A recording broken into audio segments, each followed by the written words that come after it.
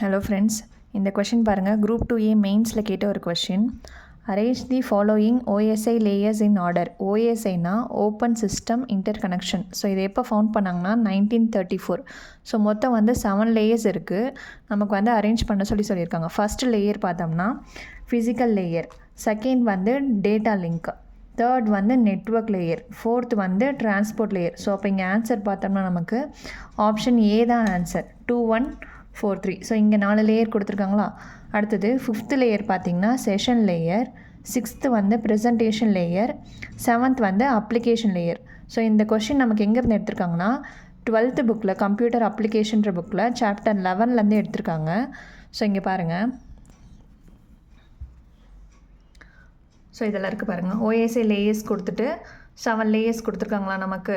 Physical, data link, network, transport layer, session layer, presentation layer and application layer. ஓகேங்களா.